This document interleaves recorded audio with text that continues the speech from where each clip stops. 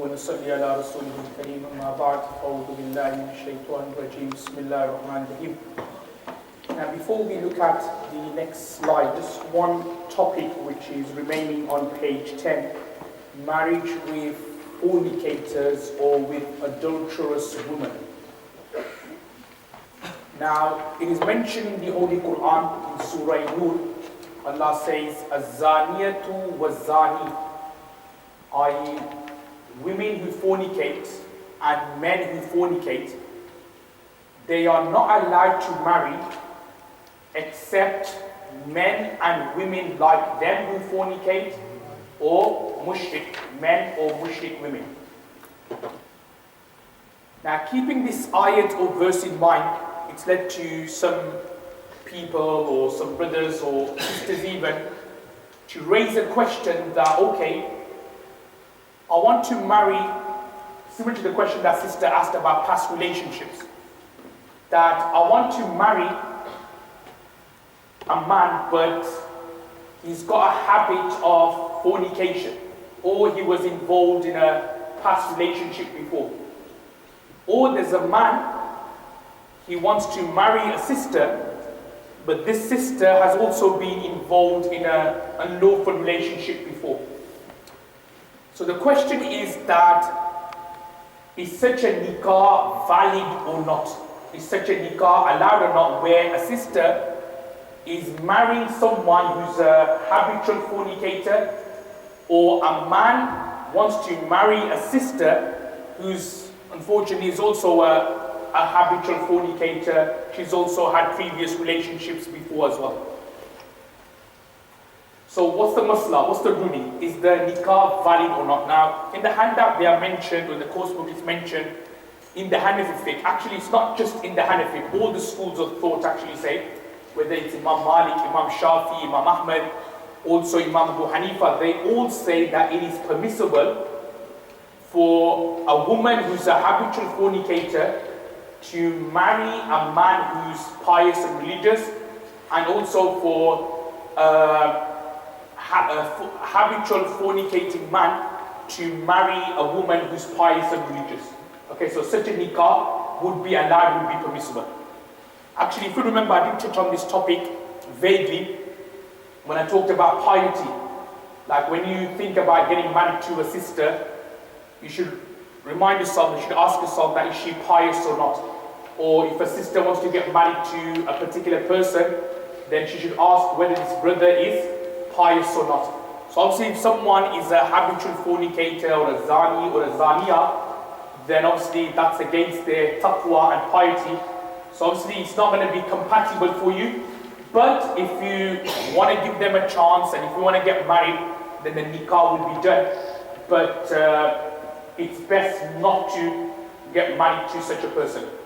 Best meaning that obviously if that person is going to be a habitual fornicator, then he's not going to be fulfilling your rights. Or if a man wants to marry a woman, but a woman happens to be a fornicator, then obviously the nikah is not going to last. So it's all got to do with that compatibility point which I mentioned before. But in a nutshell, if they do get married, the nikah and the marriage will be done. Okay, now this takes us on to the next topic on page 11 and also on the slide which is in front of us. Okay, what we'll do is that we'll have a look at the slide. Obviously, the material which is on the course book, that's more for like further reading, further elaboration later on. But we'll just have a look at the slide which is in front of us. Now, first and foremost, it's like a principle in the Sharia that intermarriages, or basically marriages between Muslims and non-Muslims, is something which is not allowed in Islam. Yep. So whether it is a man marrying a non-Muslim or a Muslim woman wanting to marry a non-Muslim man, the nikah, generally speaking, is not allowed.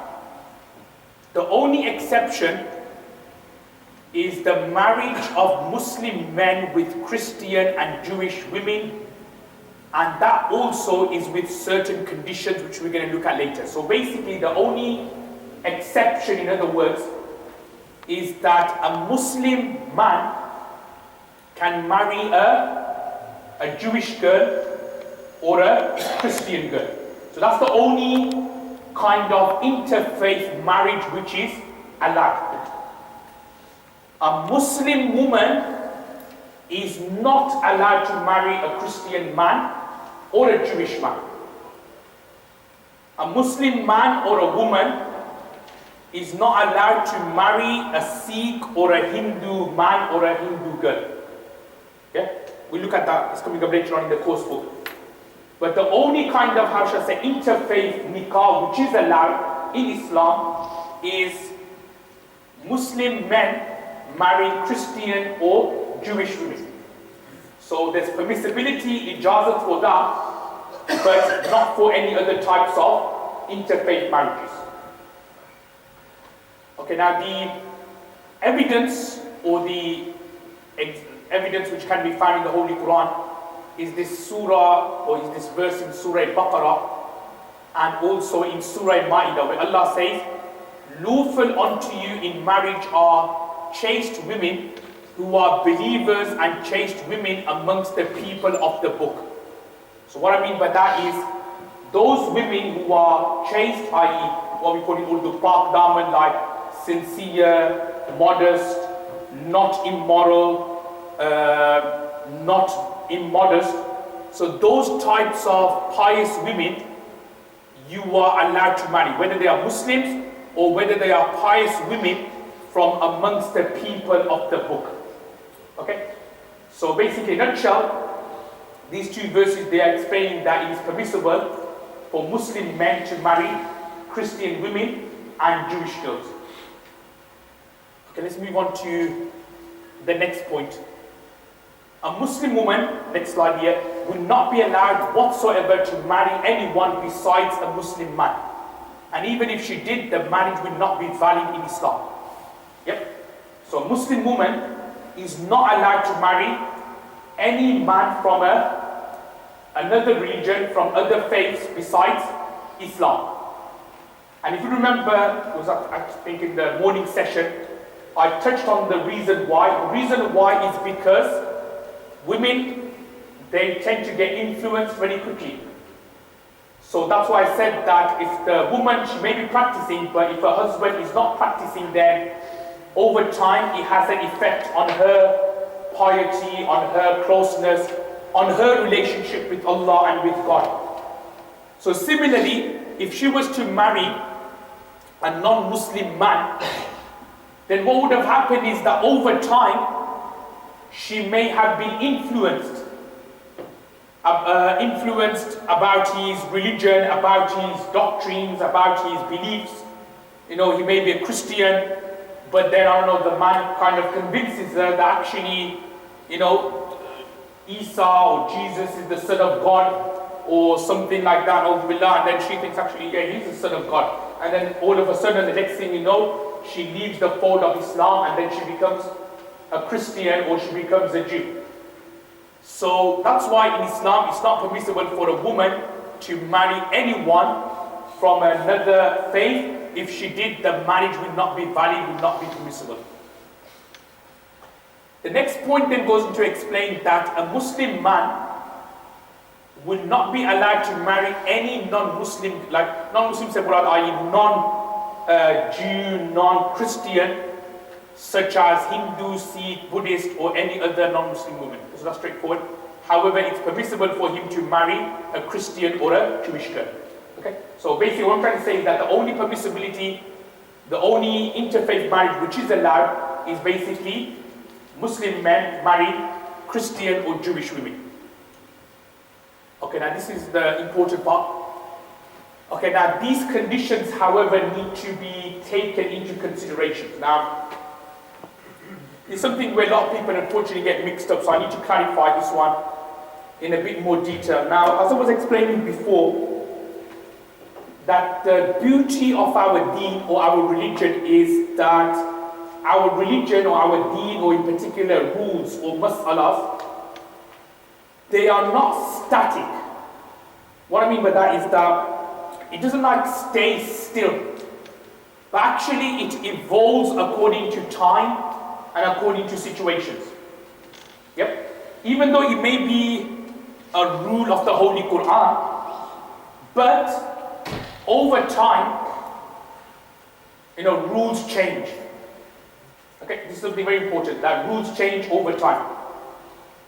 Like I was doing a talk yesterday about inheritance or wills. So Islamic wills in particular, if you look in the books of Fiqh, they tell you that drawing up an Islamic will is mustahab, desirable. But in this country, or in the West, drawing up an Islamic will is actually obligatory. Why is it obligatory? Because if you were to pass away and you didn't write out a will, your property will be, or the rules of intestacy will apply with your property. What I mean by that is, what does intestacy mean? It means there that the law of the country will then decide where your property goes. And the law of the country in a nutshell is that if you pass away and you don't have children, your wife takes everything. Yeah?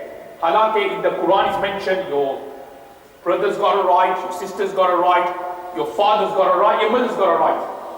But because you didn't draw out a will, then the laws of intestacy will apply and basically your wife will take everything. So that's why in this day and age, drawing up an Islamic will is obligatory. Now I just gave this example to show Islamic laws are not static but it evolves. Initially it was considered to be desirable to draw up an Islamic will. Now it is considered to be wajib and obligatory. Now looking at this slide in front of us, in the Quran it's mentioned you can marry Jewish women. In the Quran it says you can marry Christian women. But in this day and age, you can marry them if these conditions are found. Yeah, you can marry if these conditions are found. But actually scholars have said that, yeah, fair enough, the marriage would be done, but it's actually something disliked. And I'll mention on next slide why the scholars say that it is disliked. I'll mention on the next page.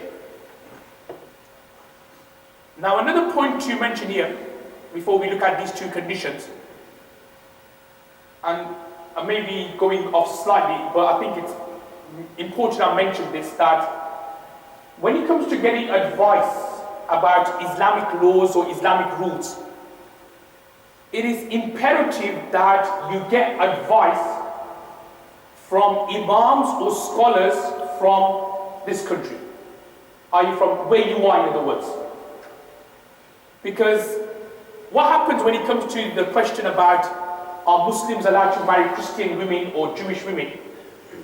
Brothers, they do a Google search, or they'll ask, say, an imam or a scholar from Saudi Arabia. Just give me an example.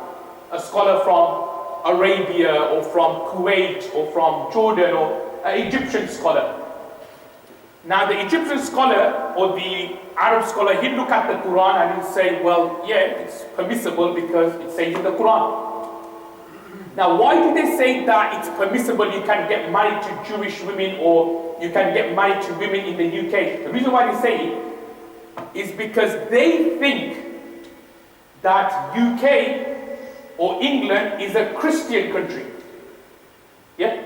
Because they haven't visited this country, so they think that, in England, everyone's a Christian here. So they say that, yes, it is permissible for a Muslim living in this country to marry an English woman. Why? Because she's a Christian. She's a Christian. Or it is permissible for a man to marry a woman from America. Why? Because America is a Christian country, so therefore nikah will be allowed. But obviously, we live in this country, we've been living here all our lives, we know that, yeah, fair enough, they may have a Christian name, they may have a Jewish name, but they're not Christian in reality, are they? Yeah? They're not Jews in reality. And this is what I want to mention here, that, yeah, it will be permissible to marry them as long as they are Christians, as long as they are Jews in reality. If they just have a Christian name, like Rachel or something, or Elizabeth, whatever, it doesn't mean that, but she's a Christian. The same way we say about Muslims as well, that just because he's got a Muslim name, but I don't know, if he's left the fold of Islam, you can't call him a Muslim. Even though his name is Ahmed or Abdullah or Abdul Rahman, which are nice names, if he doesn't have belief in him, he can't be a Muslim. So exactly same you need to apply for this as well. That just because, just because they're white or something, or just because they got a Christian name, it doesn't mean that bus to Christians and you could marry them. No, it just looks at their beliefs and so on. And as you know, many of them in this country, they're not actually Ahle Kitab are they? They're atheists in reality. That's why many of the churches are being closed down and Muslims are buying it and making it into mosques. Why are they doing that? Because no one visits the church anymore. No one is actually Christians anymore in this country. And even the country itself, they don't even portray themselves as a Christian country. They say we're more of a secular country. So when that is the case, then you need to first and foremost make sure that, okay, the woman who you marry, is she really Christian? Yep. Just because she's got a Christian name, it doesn't mean she's a Christian. Just because she's from England, it doesn't mean she's a Christian. Just because she's from America, it doesn't mean she's a Christian. Yep. So that's the first thing you need to keep in mind. And the second thing is that, it's like the second point, that if they are practicing Christian or Jewish women, what I mean by the nikah is allowed is that plus nikah is just allowed. That's what it means. Nikah is only allowed. But if you look at this point, it would be valid according to Islam. In other words, it's not something we advocate. It's not something we kind of encourage. But we just say that, look, if a Muslim man did get married to a Christian woman, his nikah with her is allowed. And that if they were to have any children, the children will be considered as legitimate and not illegitimate. As we explained earlier on, that if it was illegitimate children, then they won't be attributed to the father.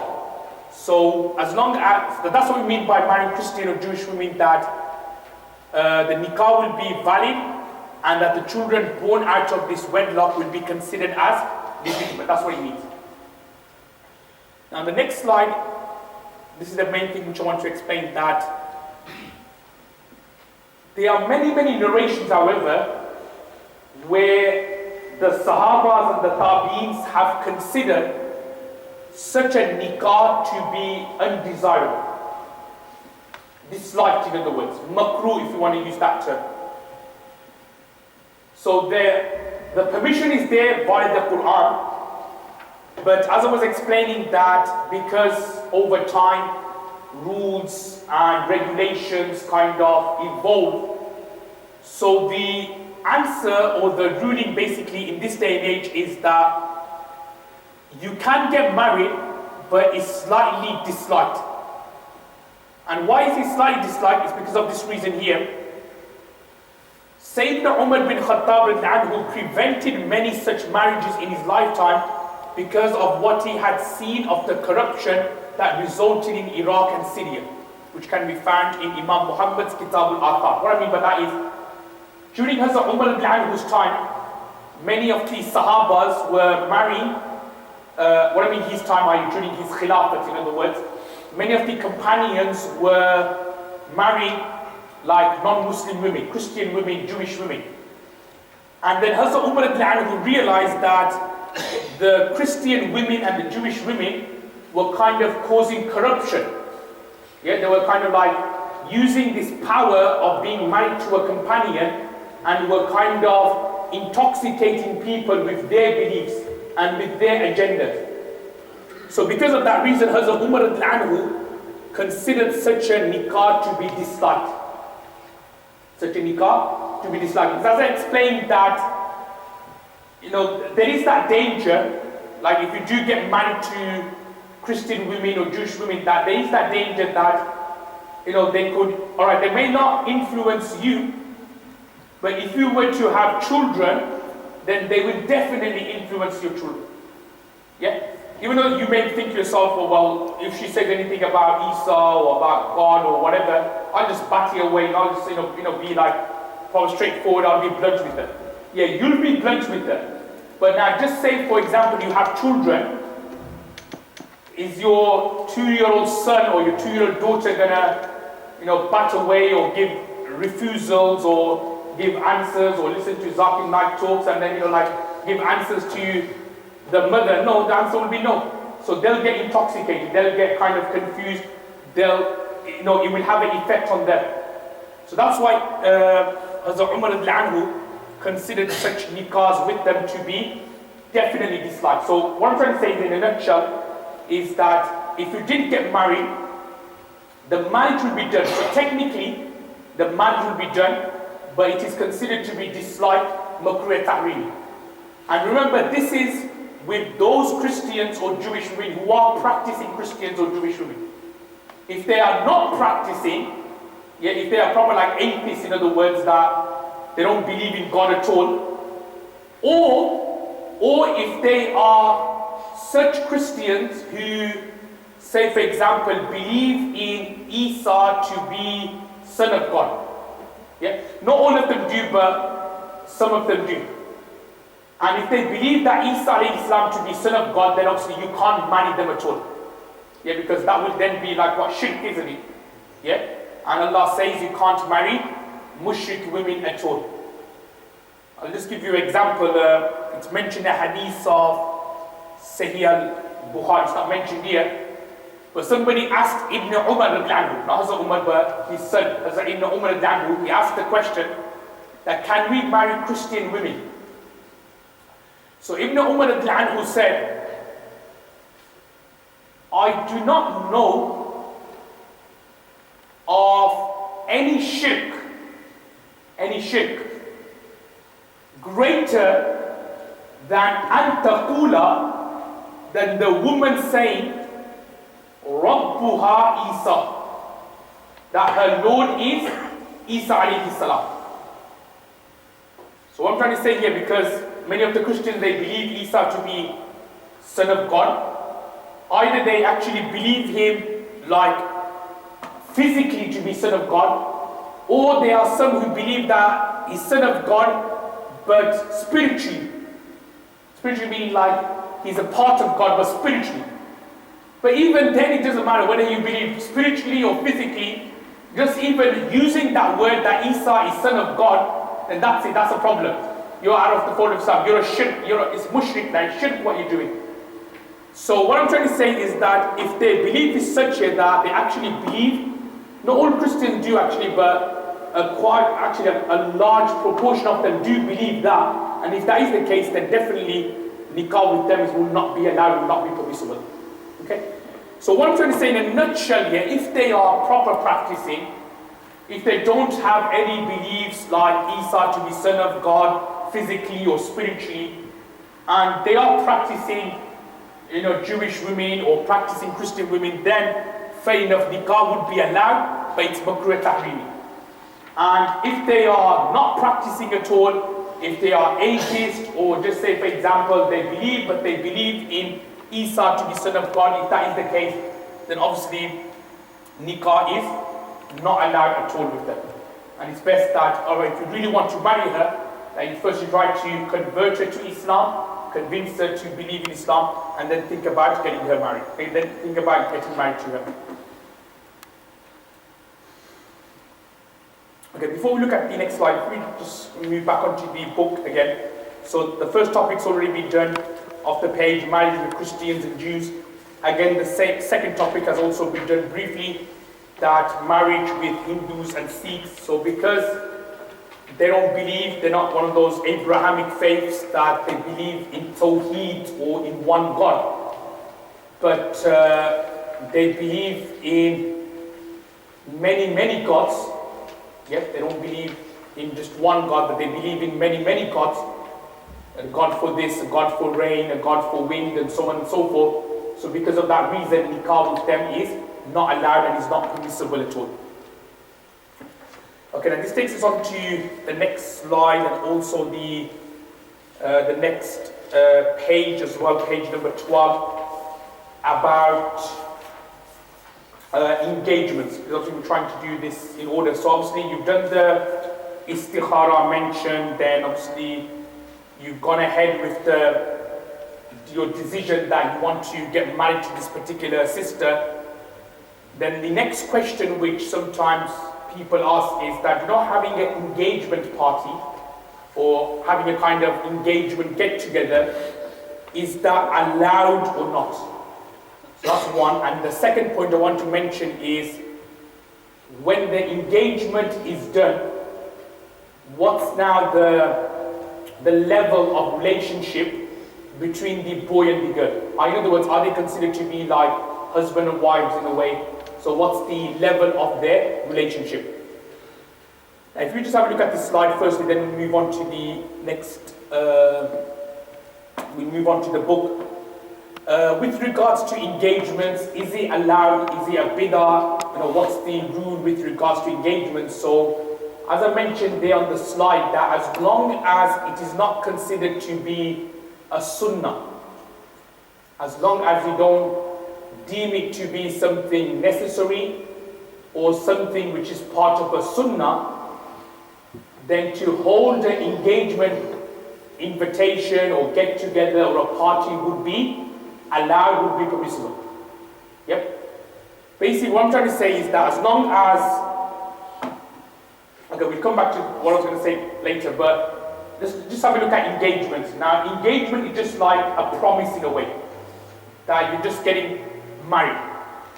And if you want to basically make that promise official, because that's what engagement is, that you're just basically telling everyone that, look, I'm getting married. So that's what it is. And you kind of set a wedding date as well. In some families, they set a wedding date on the engagement date. So if the intention is just basically letting everyone know that you're getting married, then there's nothing wrong with an engagement get-together or even a party where you just like invite cousins, relatives, friends, and you just like have a meal. There's nothing wrong with that concept as long as you don't deem it to be part of Sunnah or part of Islam. Yep. Because when you look at it, there's, I don't go too into detail about bid'ahs, but when you look at it, even like what we're doing here, that wasn't something Prophet ﷺ did, like have courses and, you have lunch and then biryani and so on. It's not something which so are we going to call this a bid'ah as well? No, we're not going to call it a bid'ah because, we're not thinking that this is something like, you have to do or it's first to attend or something like that. So similarly when it comes to the engagement, that if you think of it to be, no, there has to be an engagement, it's a part of Sunnah, it's a part of the Sharia, then it becomes a bid'ah. Yeah, then it becomes an innovation. It's like, say, du'as after, congregational du'as after prayers. Now, it's not something, it's desirable, but it's not necessary.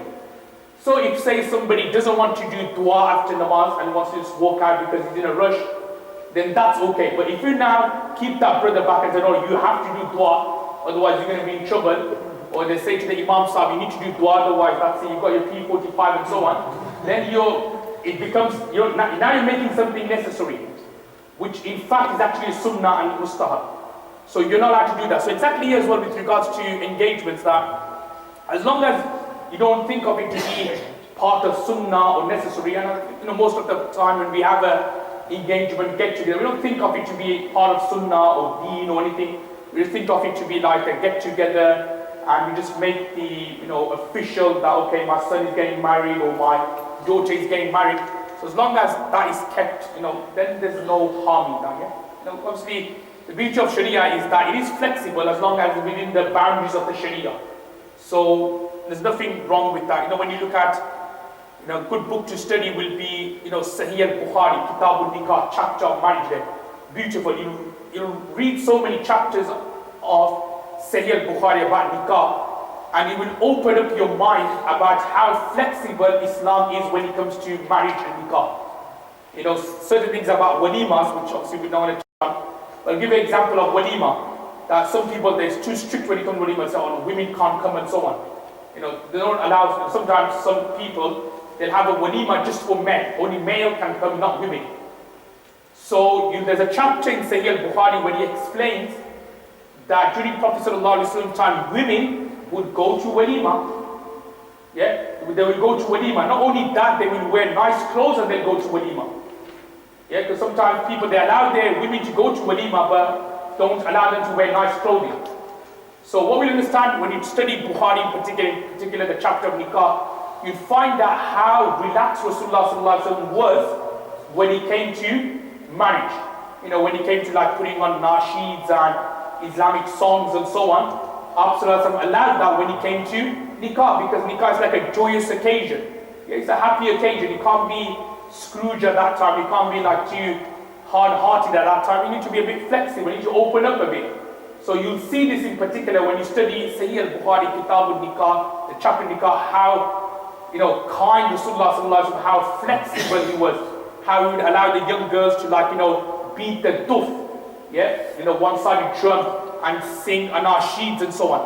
So Rasulullah sallallahu was like that. So same thing when it comes to nikah, as long as it is within the boundaries of the Sharia, then you can be flexible.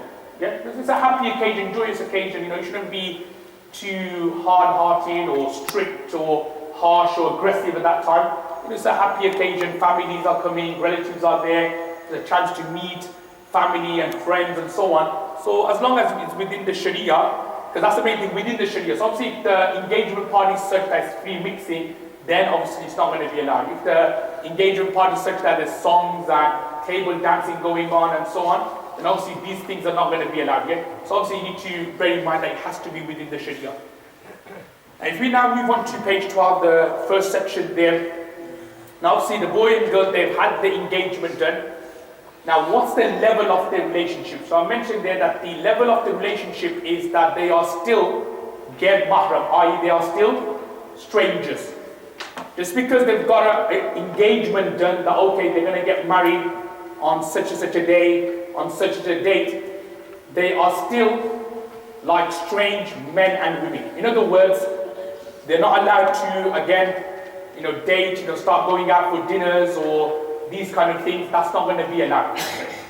Now obviously I mentioned there that sometimes what could happen is that you really need to communicate to the girl who you want to marry, or just say she needs to communicate with the guy who she decided to get married. Just either something came up, something important, urgent, whatever. So now the question is, what do they do? How do they go about and communicating? So he explains here that they can do it through a third party or through emails. Yep. So third party, i.e. just say for example, your sister, you tell your sister, look, can you have a word with her? Or just say the sister wants to convey a message to the guy, so she tells, say, her brother or someone to go and speak to the person. So either done through a third party or through an email. Yep. Now you may be thinking, oh, how about text messages and so on? Wouldn't that be allowed?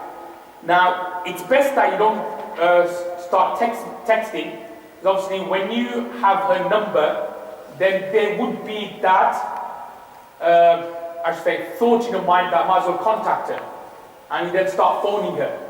Yep. So it's best that if you're gonna contact, it's done via email, because obviously then there's no kind of direct communication. Because obviously if it's text messages, obviously you've got her number, you start texting, but then there may be some occasions where you're a bit busy and you can't text, or you say you're driving but you've got hands-free, so you can't text, so you've got hands-free, so you might as well give her a call there. But if you then start calling, now I'm saying, and this is quite important actually, because what happens is that, and this is like advice as well at the same time, you know, human beings or insan, when we talk, most of the time what we say, we don't think and we just say. Yeah, generally speaking, that is the case. Obviously, illa, mashallah, except the exceptions. Generally speaking, what we talk, sometimes we don't think and we talk. Now, sometimes what could happen is that I may say something which to this brother here may sound or may look odd, or may sound odd. That, okay, he's a scholar, he didn't say that nicely, did he? Or, you know, he said something which you think, oh, that was a bit harsh, that was a bit rude. So what happens is that when we talk, remember, just keep this in mind, we talk without thinking. That's why, even though our intention wasn't to be rude, but it just came out rude. Or it was just perceived that we were rude. Now, the reason I'm saying it is that if you are in contact with the girl who you're marrying, just say you're talking on the phone, what could happen is that she may say something on the phone that you then thought that's rude, or she may have said something that it came across that actually she didn't want to get married. Does that make sense? Like you then start having doubts. Or you may say something to her on the phone that you put her into doubts that, okay, that was rude from him. You didn't say, that wasn't nice what he said about my family. And then what happens is that you then start having these doubts that, all right, does he want to get married? Or the guy then starts getting doubts, does she want to get married? Yep. Now obviously, when they are married and they are together, and obviously these things were said, then obviously because they're living together, then it could be like kind of sorted out amongst each other. It could be, if it was rude, then obviously you could ask the wife, well, that wasn't nice what you said. Then she'd probably explain, oh, this is not what I meant. Or if the wife was to pick on a comment the husband said, that sounded rude and aggressive, then the husband has the opportunity to explain to himself. If it's like you're still not married and you're kind of contacting each other via the phone, certain things which you say or she says may perceive to be rude, aggressive, harsh. You may give the picture that you're not really interested in marrying, and then what happens is that it then leads to this kind of bad feeling. And then what happens is then the girl starts getting down, she wants to marry, or the guy getting down that, she's not that interested. Then what happens? The engagement breaks and they don't get married. Yep. So to save yourself from that difficulty and that problem, very important that if you want to communicate, do it through email or do it through a third person.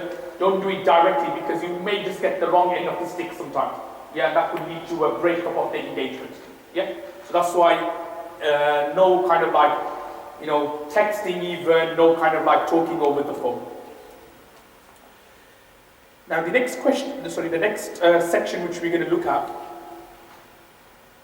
Okay, so this is just more things about engagements which I've already mentioned before. I'll just leave that on the slide. Okay, now the next section which we're going to look at, this is more like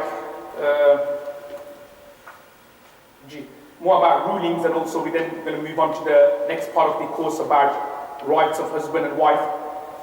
This is more about how to conduct the nikah or the marriage. So it's mentioned there that for a marriage to be valid, certain conditions must be met. Yeah, for the nikah to be done, we're on page 12, certain conditions needs to be met, such as, number one, consent of both parties. So in other words, offer and acceptance. And the second condition is witnesses. Yeah, so you require offer and acceptance, and number two is witnesses. Yep. I'm not going to go too into detail what is mentioned there, but obviously a good example would be that either the girl is in front of the imam, so the girl's there, and the boy's there. The imam sahib will ask the girl, obviously the two witnesses there, would ask the girl, do you offer to get married to Abdul Rahman in exchange for this much amount of mahar or dowry? And if she says yes, then the imam sahib would ask Abdul Rahman, the groom, that do you want to get married to Zainab or Fatima for this much amount of dowry? And as soon as he says yes, then the nikah's done. Very simple. It's not like a big, procession or something like that. It's very, very, obviously we make it as really big nowadays, but actually it's something which is very, very simple. So Imam Sahib or someone would ask the bride, do you want to get married? She says yes, then he asks the husband, do you accept? As soon as he says yes, nikah's done. As long as there are two witnesses. Now if any of these conditions are missing, then the nikah and the marriage will not be done. Okay? So let's say if the boy and girl just, to themselves, the girl was saying, oh, I want to get married to you, or I offer to get married to you, and the boy accepts, there were no witnesses, nikah will not be done. Okay? So these are the conditions which needs to be found for nikah to be done. Witnesses, and also offer and acceptance from the boy and the girl side. Now, just giving some example contract of marriage. Now, if we move on to the bottom of page 12, witnesses. Now, in order for the nikah to be valid, it is essential that there has to be at least two men i.e. two male witnesses, or one man and two women. So either two male witnesses or come one man and two women. Okay? So I don't want to go into detail about why two women and one man and so on. It's obviously a ruling based on justice in Islam, not on equality. It's based on justice. But that's another thing which obviously we don't have time to go into detail. Now if we move on to the page, next page, page 13. I'm just giving some examples here of certain types of contracts of nikah which is done. And the question we want to ask ourselves that is such a nikah valid or not? Would it be done in that particular way? So let's have a look at the first bold writing right at the top of page 13. Signing of the marriage certificate. Now, as I was explaining on the previous page, that you require two things for the marriage to be done. One is the offer and acceptance, yeah? You have to be offer and acceptance. And the second condition is that there has to be witnesses. So these two things have to be done. Now, just say for example, the first scenario there explains that the boy and the girl, they are sitting in the room, or they are together, and the boy and the girl, they don't do offer and acceptance. In other words, the Imam Sahib doesn't ask the boy, do you accept the marriage? Doesn't ask the girl, do you offer the marriage? But what the Imam Sahib, or what somebody does is that they just put a piece of paper in front of the boy and the girl and say, you know what, just sign here, sign here. And there's two witnesses there. And then they go. Now basically what I've explained there is that just signing the marriage certificate, your nikah will not be done. You have to also do it verbally as well. Yep. So do you know the communication of the offer and acceptance, it has to be done verbally, and also number two, there has to be witnesses. Yep. So and as I said, the signing marriage, it does happen, unfortunately, that sometimes people who are not that well versed when it comes to Islamic laws, so what they do is that they don't even actually do the verbal thing with the boy and girl. It's like give a piece of paper here, and they go to sign your date here, and that's it. And obviously £40, £50 for the time and so on. So basically, that's not going to be that. The nikah's not going to, even though you've got like 10 witnesses there, even the nikah will not be done. They have to actually say it verbally. What's the man's death? The man's death? Yeah. Who, the groom you mean? Or? Yeah, then you'll have to do it through, like, what do you mean, like? Can you sign it? But can he speak? If he could speak, he'll have to say, yeah. If he can't speak, then he'll have to do it through gestures, or he'll have to do it through signing it. That's right. But if he can speak, even though he can't hear what the girl has said, but he will have to do it, he'll have to say it verbally if he can speak, and if he's unable to speak, then through writing or through gestures. But writing, he can do it. Yeah. So as I was saying that if there are witnesses there, even though there's so many witnesses, but they have to say communicate the offer and acceptance. So that's one rule. The next rule, middle of page 13, nikah over the phone, email, webcam, and so on. So now, I'm not sure if you just add this on, I think it's mentioned there that, remember, do you know the parties involved in the marriage? So whether it's the boy and the girl, and also the witnesses, whoever the designated witnesses are, they all physically have to be present where the nikah is taking place. They all physically have to be there. Okay? So if the marriage is taking place, say, in this masjid here, you need to either have the girl or the girl's wali, guardian, like a father, someone representing the girl. You need to have the brother here, and also you need to have the two witnesses physically here, physically. Everyone physically have to be there in the same majlis, in the same gathering. Now if you have a scenario where the boys in this country, girls in Pakistan, and the witnesses are here in the UK, and he's just doing a nikah with her over the phone, and she's in Pakistan, or she's in London, or she's in another city in the UK, because all of them are not physically there, the nikah will not be done. Yep. So basically, nikah over the phone or email or even webcam, even though you could see them, you could see her clearly. Obviously, over the phone, it may be somebody else, in a girl's voice saying, yes, I accept or something like that. Yeah, but, even if it's a webcam, yeah, you could see that it's a girl. Even then, it's not going to be allowed. Why? Because you're not physically there, you're not physically present. So everybody has to be there. Now, I'm sure I'll probably get some questions at the end. Oh, well, my uncle or my father got married like that. He was in this country, and my mother was in Pakistan and so on. Or my uncle got married like that. There is one way around it. I haven't mentioned it. I think I may have mentioned it. There is one way around it. Is that obviously if you make someone an agent, a wakil we call it. So what you could do is that, just say the boy's in this country and he's got 2 witnesses. The girl from Pakistan, over the phone, whatever, could designate her uncle, say in this country, that look, I give you permission, I made you wakil, can you get me married to such and such a person? So then in that case, you need to have the uncle, the wakil, the guy, the groom, and the 2 witnesses. They're in one gathering, then it's okay. Yeah, then it'll be permissible. But if you just directly phone the girl from in Pakistan or Egypt or Morocco, wherever she's from, and you just do a nikah over the phone like that, the nikah is not going to be done. Yep. Okay, and the next the next kind of question again on page 13, the third bold writing there, civil marriage at a registry office. So basically, civil marriage means like the nikah, the boy and the girl, they're not doing it in the mosque. Yep. For some reason they don't want to do it in the mosque.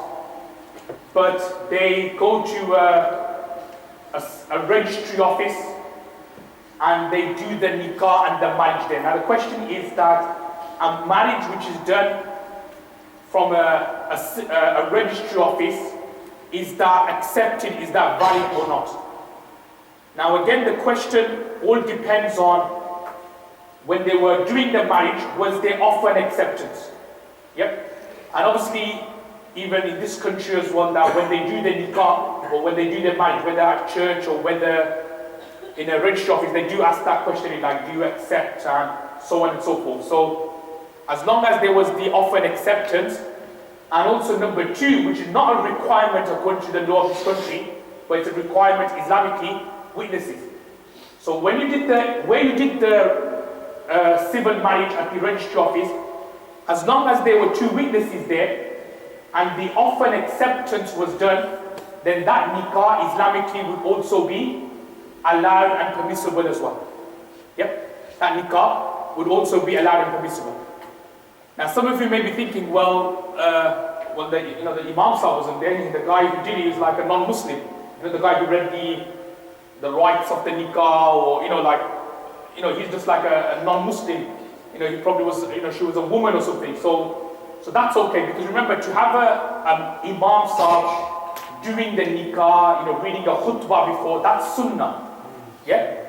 So even if you have a non-Muslim conducting the nikah, that's okay, as long as they did the offer and acceptance, and the witnesses were said, for example, mentioned, or they were there, the nikah will be done. Yep. You don't need an Imam Sahib for the nikah. Okay. It's good if you have him there, so that he could do the khutbah and so on, and he could do a long dua afterwards. But if you don't want the long dua or something like that, then if somebody else were to do it, then that would be fine. Okay. So in a nutshell, as long as the offer acceptance were there and the witnesses were there, then the nikah will be done even at a civil registry office. Okay, moving on to the next page, page 14. Again, I just mentioned some things on the top about publicizing the marriage. So there's actually if you have a look at the second paragraph on page 14, just mentioned that it is a sunnah to publicize the marriage and also to perform the marriage in a mosque, in a masjid. Yep. And I'm just going to mention a couple of things on masjid, because unfortunately this is something which is hardly done nowadays. I think everyone just does their nikah in the wedding hall, or in the function hall, wherever they have the walima or the wedding.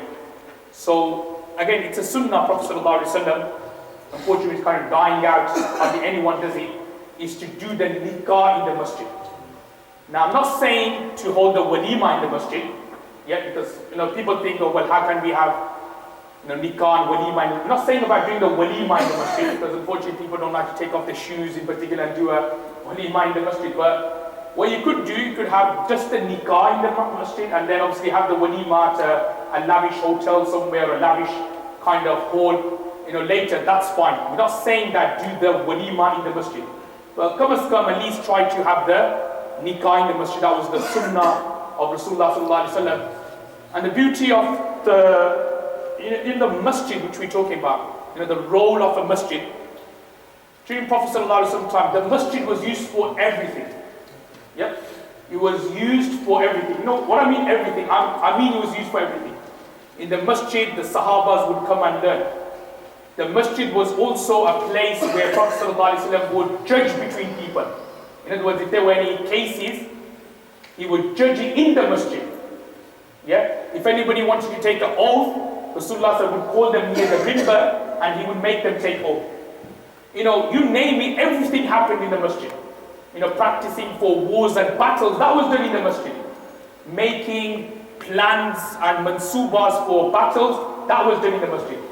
So what I'm trying to say is that during Prophet ﷺ time, everything was done under the banner of a masjid. But unfortunately nowadays what we happen is that masjid, we just think of it to be for namaz, for prayers, and if you want to do a ta'aleem or course, you need to go somewhere else, or you need to go to an academy or an institution. If it's for other judges or cases, you need to go somewhere else. During Prophet ﷺ's time, everything was done in the masjid. Ta'aleem, education was done in the masjid. Tadrees, lessons, dars was given in the masjid. People's issues were settled in the masjid. Cases were settled in the masjid. People preparing for wars were done in the masjid. You name it, everything was done in the masjid.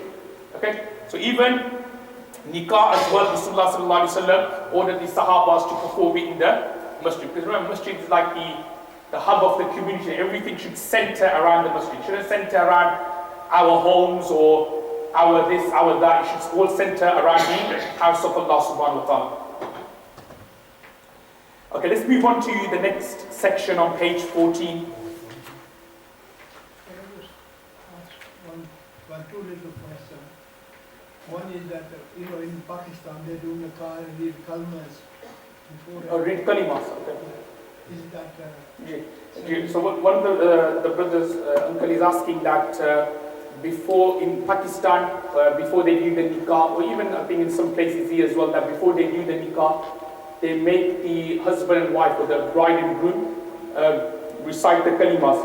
Now, why do they make them recite the kalimas? They make them recite the kalima just to basically make sure that he's a Muslim, in other words. And I think that's the hikmah they use, the wisdom they use, that what could happen before you may have done something like kufr or shirk, and now he's getting married. He hasn't realized that he's become a disbeliever, and then he's kind of married. So I think they do it. I think the hikmah is that they do it so that they make sure that the boy and the girl are Muslims. So they kind of tell them to repeat the kalima, and then they do the nikah. Islamically, there's no basis, or there's no hadiths about it where Prophet ﷺ made someone recite the kalima before nikah, or Sahabas made someone recite the kalima before nikah, or tabi'in, tabi'in. There's no evidence for that. But I think people, why they do it in Pakistan and also other places as well, is just to make sure that they're Muslims. Another thing is, when you have a gathering, you have to be in the same place, or you can be, one is in one hall, another can be in another hall. The bridegroom is in one side. And for marriage, do you mean? Yes, for the car to take place. Yeah. So the way around it is that the bridegroom, when she's in another hall, yeah. She gives permission to her father to then become the wakil, and then he goes and then conducts the nikah with the groom and the witnesses in the other hall. That would be allowed. But in the same house, maybe she's in one room and he's in another room. Yeah, so that's okay as long as she's given permission to the father or someone to do the nikah. Oh, I see. I don't think so. I think we'll miss out that bit. No, I think there's permission. All right. Right, that's permission, I think. Then it won't be done, then you can't. Inshallah, I think it should be one, inshallah. Okay, page 14. Okay. Okay, now the next point which you want to mention is with regards to a wali or a legal guardian. So again, it's like a term I may have used before. Now basically, a legal guardian are basically those people who are mentioned there: father, grandfather, blood brother, nephews, uncle, so on. They are what we call the wali of that girl. Okay, so they're kind of responsible for that girl. And I think the word I used at the beginning may be a bit strong, has the power. Power meaning like he's got more of a say or authority in who she marries, if that makes sense. So we call that person the wali of that girl. And generally speaking, it will be the girl's father. So obviously it's like, generally speaking, the father will not decide and say to the girl, "Bus, you need to marry this particular person here." More like he will kind of encourage her, as we're going to look at later, to marry someone, but obviously the eventual decision or the eventual outcome of whether to get married or not, that will lie on the girl's behalf. So, okay, so these people are what we call the wali. So they are responsible in getting this sister married. Now this then takes us on to the next point, which one of the brothers asked early on in the day, about marriage without parental approval. In other words, without the parents' permission.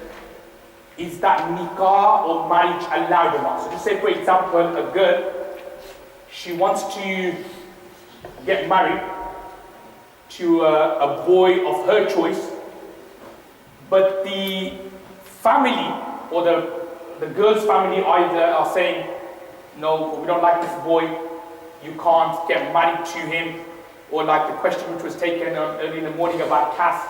The girl's family said, "Well, he's from a different caste, he's from a different background, and we don't, we can't basically lower ourselves to get married to this particular boy," and so on and so forth. So basically the question which I want to ask is that it happens that a girl wants to marry a particular boy, or even vice versa, a boy wants to marry a particular girl, but the families are not agreeing. Family is saying, "No, she's not, she's from a different background, she's from a different caste." And the same also, like the girl's family saying, "No, he's from a different background, you should not go ahead and get married." Now, the question I want to explain, this is like a predicament, situation. Now, what I want to explain now is what should the boy do or the girl do in that situation. Okay? What should they do in that situation? And then afterwards I'll mention a scenario which then, generally speaking, or invariably happens, and then I'll explain the Islamic rule of that later. Now, in such a situation where you have a standoff in a way between the girl and the girl's family. The girl wants to marry this particular boy. The girl's family, father, mother, brother, they're adamant that no way, you can't get married to such a boy. And the boy's family is saying, like, he wants to get married to someone. The boy's father, whoever, parents are saying, "No, you can't get married to this particular girl." Now, what should they do? Now, the boy or the girl in that situation should, heart to heart, have a good think about it. And think to themselves that, okay, my mum or my father is saying no. Why are they saying no? Yeah? Is it because of some religious reasons? In other words, you're pious and he's not that pious. Or you're pious but she's not. Or she was involved in this. Or don't get married to him because he's involved in drugs or involved in this, involved in that. Now the girl, this is where unfortunately the girl and the boy, they don't think straight. this is the time when you need to think straight. Hand to heart, if need arises, even speak to an imam or a scholar, whatever, get advice and mashwara from him, and basically ask yourself, look, my mum or my dad is saying no, why are they saying no? Now, if it's no because of a religious reason, then what you should do, you should then hold your hand up and say, you know what, it's best I don't get married. Yeah, because, yeah, it's right what my mum is saying. It's right what my dad is saying, that he's a druggie, he's this, he's that, and if I get married, there's going to be problems. Or like the boy's family said, look, don't get married to such as a girl, she's a troublemaker, she's this, she's that, and you know, heart to hand think, actually, yeah, it is right, she's like this, she's like that, then it's best here that you don't go ahead with it and you don't get married. Yep. So that is like one situation. The second situation, this is like the most common situation, is girl's family saying no. Boys' family over there are saying no, but them saying no is not based on Islamic reasons. As I said, it's based on more, oh, he's from another background, or she's from another background, or as I said, he's high class, all these basically non-Islamic reasons. Obviously, if it was Islamic reasons, then obviously the boy and the girl, I'm sure they've got sense, they'll be able to work it out themselves that actually it's good I don't get married to that person. When it says no from the parents' side, it's mainly, most of the time, it's based on non-Islamic reasons, that is like this, is like that, she's like this, she's like that. Petty, non-Islamic reasons, more cultural reasons, rather than anything Islamic. So what should the boy and girl do in that situation? Now what they should do is that they should try to get, if possible, other family members involved. So just an example, the girls tried their best, spoke to her father, spoke to her mother, and said that, look, I want to get married, but they say no. So what she should do, if possible, if she's got an elder brother, try to speak to the elder brother. Obviously, she may be a bit embarrassed to speak directly to the elder brother, but she could obviously communicate the message to the elder brother via third party. Look, we found someone for the younger sister. Tell the elder brother to speak to the father. Yep. Again, in most culture, the father loves the elder son, doesn't he? He's like the next in line, if that makes sense. He's like the vice president of the house. So obviously he likes the elder son, yes. So obviously they tend to listen to the elder son. Something like the elder son, or like could be like the elder sister, whatever, who the father or the mother listens to. So you try to get them involved. Or if you don't have elder brothers or sisters, they get someone like the uncle involved. Yeah. So one friend said that get someone involved who basically the mother or the father listen to. Yeah. Now, the sister, she's tried that, but even then, it's like the next scenario here, even then they're not budging. Yeah, uncles got involved, aunties got involved, elder brothers, elder sisters, everyone's got involved. The father's not budging. He's saying, no, she can't marry such a person. The guy's family, the guy's family says, no, you can't marry such a girl. Even to the extent that the girl or the brother, they've got, the local imam involved. Yeah, the local imam, where the father prays namaz, Jummah, whatever, and even the local imams had a word, even then the father's not willing to budge. Now, what do they do in that situation? Yeah, that's like the next question. What do they do in that situation? Now, to tell you the truth, in that situation, it's very difficult how you want to play this one. Yeah, because as we're going to look at, or as mentioned there, you could go ahead and get married in private. Private meaning like you could run away from home and you could get married. Your nikah will be done, as I mentioned, that scholars do say that nikah will be done. But yeah, the downside is that you are going to be hurting your parents. You're going to be disrespecting your parents. More importantly, you're going to be hurting your parents.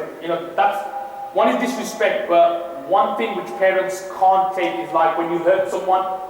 So when they find out, look, my son, who I've nourished and nurtured for 25 years, for 30 years, my daughter who I looked after for 25 years, 30 years, had just like betrayed me and then gone ahead and got married in secret, and now the entire community knows about it.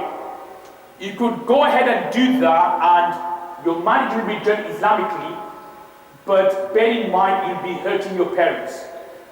And obviously, hurting your parents, and I think I mentioned the hadith on the next page, hurting your parents is such a sin in the eyes of Allah subhanahu wa ta'ala that punishment may come in this world.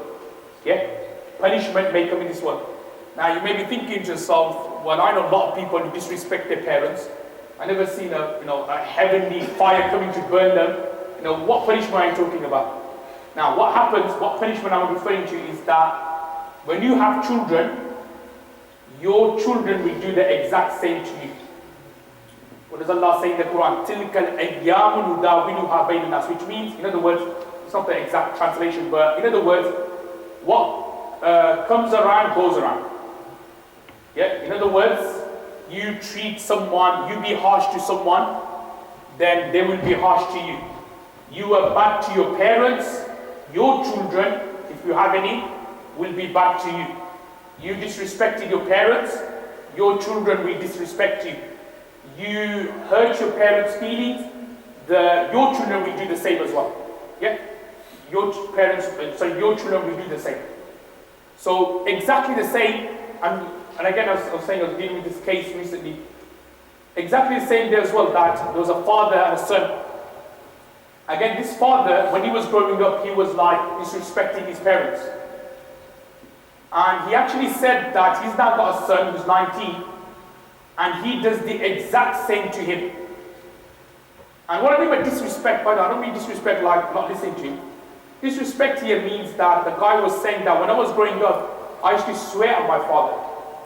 He used to say F words to my father, you name it, all the swears in this world, I used to say that to my father. And exactly the guy was saying, this is exactly what my 19-year-old son does to me now. He says F words to me, he like bosses the house. If I want to do anything, he'll say, Father, sit down. He runs the house. And now then the guy realized that actually that was the exact what I was to do to my father. I used to say, F words to him, I used to swear at him. I used to basically talk over my father. If my father said, I used to interrupt my father, said, you shut up, you be quiet, you listen to me. So his son is doing exactly the same. So as I was saying that, if you do go ahead with it and get married in front of two witnesses, yeah, fair enough, the nikah will be done, but bear in mind that you will be disrespecting your parents, you will be hurting your parents, and the punishment of hurting your parents is such that Allah will bring the azab in this world. Allah will bring the punishment in this world. So now that leaves the sister or the brother to make a very, very important decision now. They could do two things. They could either, go for the jugular and say, you know what, I'll forget family. I want to get married to this person. So they run away from home. They get married to this brother in secret. Secret means like obviously not their parents knowing, but in front of two witnesses, they get married.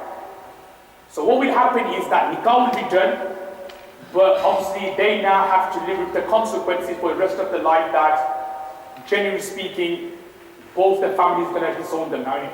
Yeah, the girl's family don't want to know her, and the guy's family don't want to know him. So now they're going to now live a family, or they're going to start their marriage life, where basically both of the families who they would have required for support and help is basically telling them, you just do one, you do your own thing, we don't want to know you. Yep. So now what happens in that situation is that when you now hit the rocks in a marriage, it then becomes difficult what to do. So sometimes what happens is that when you hit a difficult patch in a marriage, subhanAllah, you've got family, they help you out, yeah? They get, they'll sit down, they'll discuss it, and then, but then what happens is that when you hit a rock in the marriage, then there's no families there to help you out. So then that's when you're stuck, you're just by yourself now. And then that leads to whatever your heart says at that time, whatever your brain says, whether to, go ahead with it, whether to cancel it, and so on. So it leads to a lot of problems, yeah? So that's why I think the best solution would be in that situation, that if you are in such a situation or a predicament that, even though, look, don't get me wrong, even though what your parents are doing is wrong, they can't stop you from marrying someone, in particular if it's for non-Islamic reasons. But you need to think to yourself that, look, do I want to get married and my parents are unhappy with me. Even though their unhappiness is something which is not justified, but remember, because marriage is something which is not farz or obligatory, if your parents were telling you, son, daughter, don't pray namaz, that's different. You have to pray namaz because you can't disobey Allah in the obedience of the creation. But because marriage is something which is sunnah, yeah, it's not like farz unless obviously desperate situation, but generally speaking, it's like sunnah and mustahab. So therefore, you should listen to your parents. If that means that you need to, forget this girl you want to marry, or the girl needs to forget this boy who she wanted to marry, so that she pleases her parents, then so be it. And you'll see that if, inshallah, if you do that, generally speaking, you're with good intention to please your parents, that you then let go of that girl, or that brother let go of that girl, or the girl let go of that brother. Inshallah, Allah being the Almighty, what will He do? He will find someone for you more better than who you intended to marry. Just keep that in mind, yeah? When you go through difficulties, just remember Allah, it's like a test from Allah subhanahu wa ta'ala. He will always give you someone more better. So even though you may be thinking at that time, or there's no light at the end of the tunnel, no, this guy was all I had. But parents say no, yeah, fair enough, right? You said no to the guy, but what will happen? You'll find someone who is more better than that guy. Or you'll find a sister who is more better than who you intended to marry. So what I'm trying to say is that, yeah, fair enough, out of like obligation-wise, nikah will be done if you did get married without your parents' approval. But out of like respect of your parents, you don't want to hurt them, and more for your barakah in your marriage, it's best that you don't go ahead with it. Okay. So we'll conclude this particular session. Before we conclude, just any questions any brothers or sisters have? Or first brothers. So both sets of families are unhappy with the wife, the guy's family okay, parents on side, or on the other hand, the girl's family on side. So at least there's 50% support, as it were, in Ghana. Yes. So there is problems in the marriage, and they've got one set of family to rely on for support.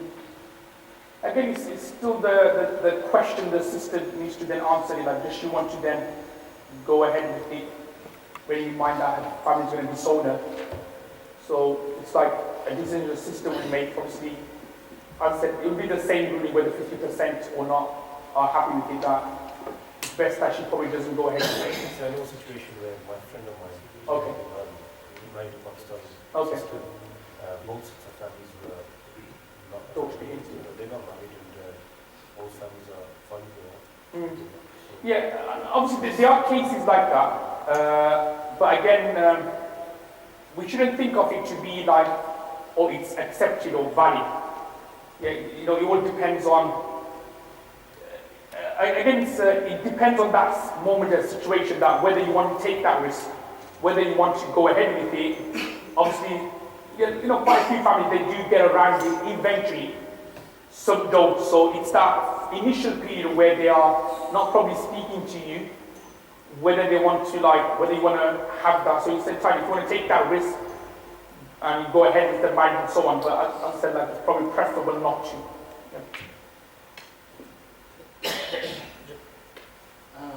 What about marrying a Shia? Because some scholars deem them not to be Muslims, or are you allowed to, or you're not allowed to?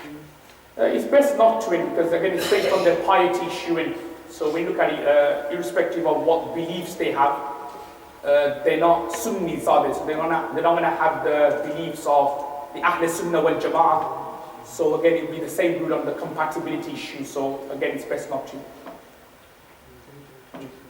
One more, some English people become Muslim and married the Muslim system. After that, they don't seem to show any sign of being Muslim. The husband, you mean? Sorry? A husband, yeah. Okay, the question the brother asked, or the uncle asked, was that sometimes some non-Muslims, they convert to Islam, they get married, but we don't see any signs of Islam on them. They're not practicing. So again, it's the same rule in terms of, as long as he's a Muslim and he converted to Islam, and as long as he says that he believes in Allah and so on, then we just treat him as a Muslim even though he never comes for namaz or Jummah or anything like that. He still be treated as a Muslim because when it comes to Iman, we just look at Zahir, like apparent. So if he's saying he's a Muslim, then we have to believe that he's a Muslim. Just one question that you said to get registered in registrar office for marriage. Is that agreed upon all the scholars or is that? Yeah, it will be agreed because as long as the two conditions are found of an acceptance and witnesses, then that's okay. All the scholars agree on that particular point. It's only Imam Malik who says that you don't require witnesses for marriage.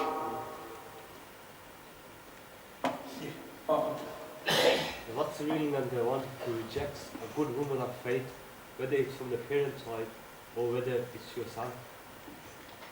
So the brother was asking that if you reject a good woman for marriage or nikah. Yeah, in faith, in being strong in deen. Yeah. So obviously, there is a hadith where Prophet ﷺ has said that when you find someone compatible, you should get married to them. So someone pious, you should get married to them. You should not kind of like delay, because if you do, and then they commit sins and so on, then the sin you cause corruption. So obviously, regarding the question that if someone is pious and so on, you shouldn't reject that person. As soon as what I'm trying to say is that if you find someone who's compatible and pious, you should go ahead with that marriage. You shouldn't think to yourself that, oh, no, I'll find another pious person afterwards, because you may not find someone afterwards. So whenever you find someone who's pious, then you should go ahead with it. What about if you accept or your parents don't allow you? Yeah, I think that's similar to what I just mentioned. So it's depends on what you want to do now. If you want to go ahead with it, but take the risk that parents are going to be naraz, displeased with you, unhappy with you, that displeasure may last the rest of their lives. It could. Sometimes it may not last the rest of their lives. Like the brother was mentioning, it could last a few years, then they get around it. So it's the risk you want to take. But that's what it is. I won't advocate it if you're asking for my personal opinion. I won't advocate that. But if they do get married, then nikah will be done. Very quickly.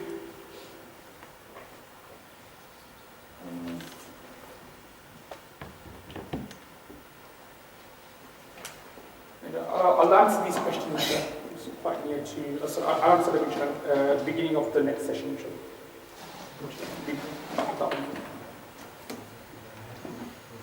I'll say that 4:30.